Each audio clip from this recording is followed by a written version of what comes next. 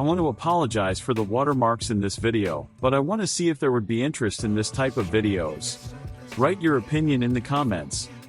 Almost everyone has seen the scene from the movie Demolition Man, where people's credits were taken when they broke the law or cursed. Give me a Marlboro. Yes, of course, right away. What's a Marlboro? It's a cigarette, any cigarette. Smoking is not good for you, and has been deemed that anything not good for you is bad, hence illegal. Alcohol, caffeine, contact sports, meat. Are you shitting me? John Spartan, you are fined 1 credit for a violation of the verbal morality statute. What the hell is that? John Spartan, you are fined 1 credit. Bad language, chocolate, gasoline, uneducational toys, and anything spicy. Abortion is also illegal, but then again, so is pregnancy if you don't have a license. In this video we will see if the introduction of CBDC can end up as a tool to control people, fining them for producing CO2, for eating meat, for opinions that someone will not like and many others. Absolute control and loss of freedom is also what we can call the state's plan for a new CBDC, i.e. central bank digital currency. But I would call CBDC as a promo for Bitcoin, because maybe people will finally start to realize what real money is. Welcome to the Money Make channel and welcome in the next video, and if you like these videos, subscribe and like. It's no secret that the world is changing and the monetary system is slowly changing too, and in recent weeks I've made a few videos about it. Such as the video about BRICS, End of America Empire and the end of the dollar as the world's reserve currency. If you haven't seen these videos, definitely go and watch them, they contain important information about what is happening in the world. The fact that a new monetary system is coming is not a fiction, but a reality. Countries around the world are starting to work on it. This system is called CBDC, i.e. Central Bank Digital Currency.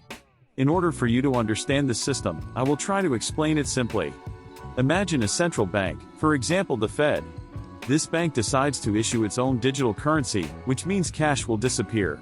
It will look like this: you download an application, something like internet banking, you get a card.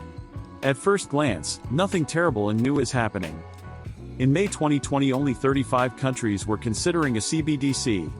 Today 114 countries are exploring CBDC, equal to 95% of the global GDP. Currently 60 countries are in the advanced phases of exploring their own CBDC, while in the last 2 years 11 countries have already launched their own currency into full operations. We're talking about Nigeria, Bahamas, Anguilla, Dominica, Grenada, St. Lucia, Montserrat, St. Vincent, St. Kitts Nevis and most recently Jamaican.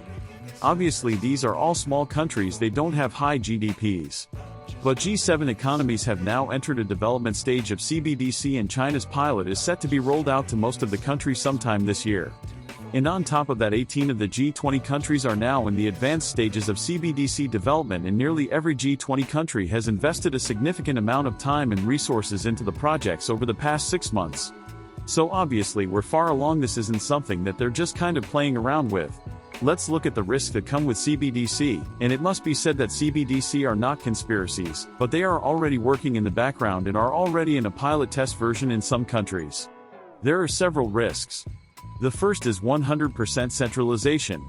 When something is 100% centralized and the system breaks down or gets hacked, it's a big problem. This can cause instability of the entire financial system. Another problem can be the manipulation of interest rates. If the entire United States were to use CBDCs that are tied to the central bank, then let's take the example that we now have a recession, which means that people are not spending, there is high unemployment and so on. And if you want to end the recession, you have to convince people to start spending more. For example, you can put negative interest on savings accounts. Which would mean that if you had money in a savings account that you wouldn't use, the bank would not charge you an interest of, for example, $1 or $2 for the fact that you have deposited money with it, but on the contrary, it would deduct it from you. Which would force you to start spending your money, and that would stimulate the economy. This can also work for individual sectors. For example, sales of new cars will fall, so the central bank will give people a discount to buy a car. And in the end, people become just a piece on the chessboard. And when you actually have one currency, one application, you don't have cash, so it means that your central bank has 100% control over your money and your data. The central bank will know exactly when you get paid, what you buy, when you buy. This is a huge marketing material for all the stores in the world. Some companies would pay hundreds of millions of dollars for this information. And that is precisely why there is a risk that central banks could move this data further. Another problem can be, for example, if you sell something through the bazaar, because you should tax it. But for now, there is cash, and when you sell something, it's basically untraceable. And with CBDC, this will no longer be an option because every transaction will be recorded in the system. The central bank will have proof of this and may ask you where this money came from. Now we get to what I said at the beginning about the absolute loss of control over your money. Because, for example, if a bank collapses now, you still have the option of hiding cash under your pillow at home. If cash stops working, then actually all our money will be in just one application. Of course, only if I don't invest in something.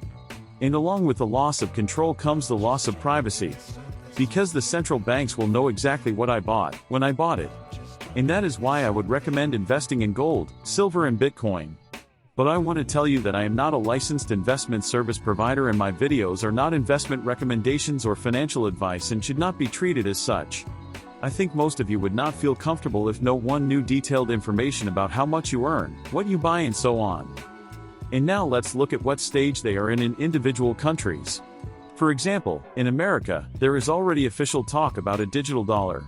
Even in the summer of this year, instant payments will be launched in America, which means that as soon as you make a transfer, it will be instant. And actually this is already preparation for the digital dollar, which is already starting to be tested this year through the instant payments.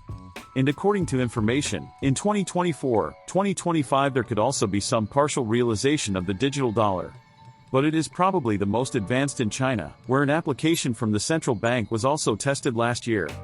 As for the EU, the European Union is overregulated and basically the slowest not only in terms of investment, companies, startups, but also in terms of CBDC. The digital euro could be in 2025. If you liked the video, give it a like, subscribe and turn on the bell. And don't forget money is freedom. And keep learning.